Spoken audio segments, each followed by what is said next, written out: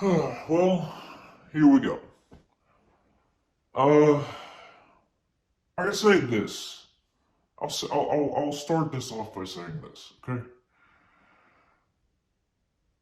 The other night I watched the first Dune before going and seeing this one.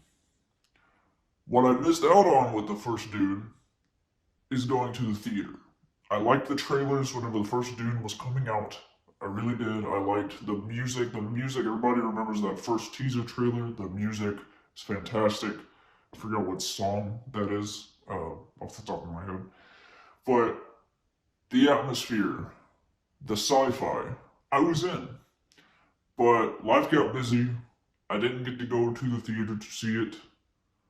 Um, and I knew going into the original Dune that it is a theatrical experience, which most movies are.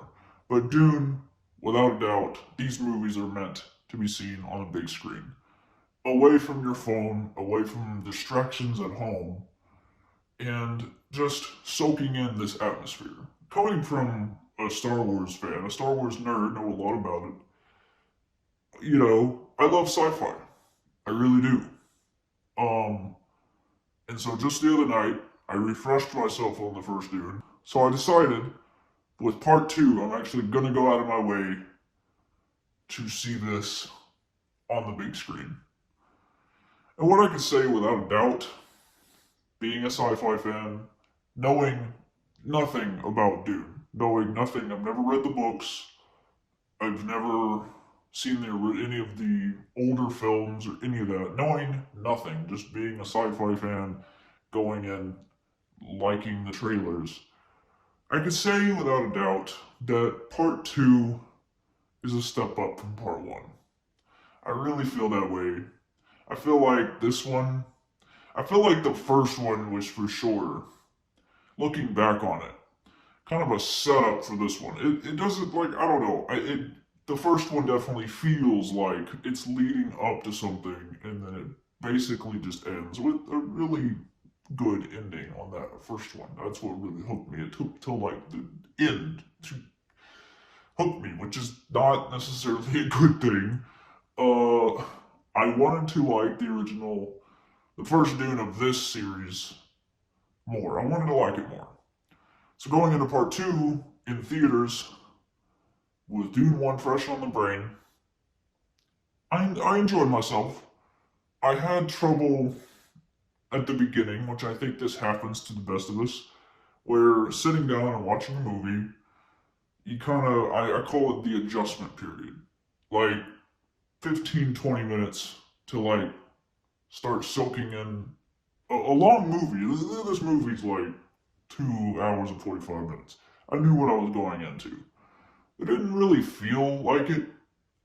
It was, I could tell that this was going to be that darker middle chapter in part. Uh, Type of thing where it's a slower beat. Going in, and I kind of forgot people would say this online, but before I even saw it, I saw people online comparing it to Empire Strikes Back. I didn't really see a lot of that. I didn't even think of that while watching it.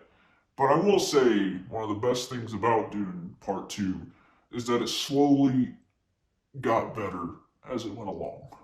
I was hooked from the beginning, but not quite. And this was the first Dune problem too. I'm just not quite in. It's that overwhelming feeling of like what I call a movie happening in front of your face, but you're just not as immersed as you'd like to be. And Dune 1 had that problem for me. Dune 2 definitely increased in, I wouldn't say quality, just, and it's hard to explain. Visually, it's incredible. Visually, some of the best shots, just some really just incredible cinematography, just different shots that feel like, even though this isn't necessarily a comic book film, but straight out of a comic book, like something you'd see in graphic design, or that you would visualize in your mind while watching something like Star Wars. Definitely had some Star Warsy set pieces that I was watching and thinking, Star Wars needs to do this stuff more, giant castle-like environments where things felt huge to be just a fact. Like the big things just felt really, the way they shoot the film, the way they line up some of the CG and stuff like that felt massive. Like you're actually having to look up at things whenever things are happening. I'm still processing it. And I'm sure that I'm gonna feel different about the movie later. This is probably gonna be one of those films that like I may revisit down the line and or obviously see what it looks like in 4K. That would look incredible. I already know it's going to look spectacular. But like I said, I feel like this is meant to be seen in front of your face on a huge screen. Um, and I feel like it's going to be a movie that I may feel different about. I feel like sometimes we just need time with films to process them and look back on certain things. Like there's movies that I used to think are absolute masterpieces, and then looking back, I'm like, maybe not so much. Because we all change, our brains evolve, and we look back on movies differently after time. And that happens with Star Wars a lot for me. I liked part two a lot more than the first one. I was a little worried going into this one. Is it gonna be, you know, the same or worse than part one? No, I quite enjoyed myself, honestly. Um, some moments where I'm on the edge of my seat, some moments where I'm like, I don't know what's going on, but I'm here for it. Now, there's a difference between cool sci-fi and weird sci-fi. And both movies do that, where it gets the biblical elements are there, the Messiah stuff, the like this whatever you want to call it, holy war type of just those things. I'm not saying that completely pulls me out and completely turns me off from what I'm watching, but it is the cool sci-fi scenes and moments that suck me in more than stuff like that. But whenever it does get all weird with the prophecy and like different things about our main character, Paul, some scenes work, some scenes didn't. I'm probably gonna be one of those people that people look at and be like, what are you talking about? But I was mixed on a lot of things.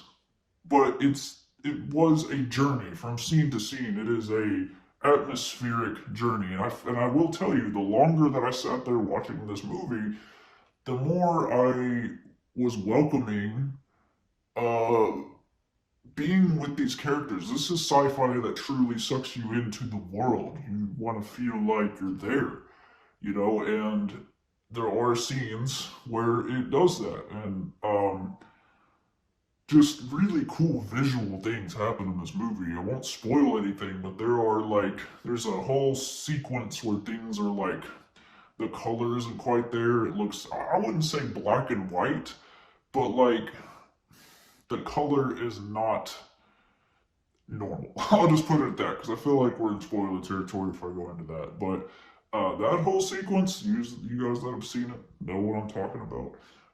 Phenomenal.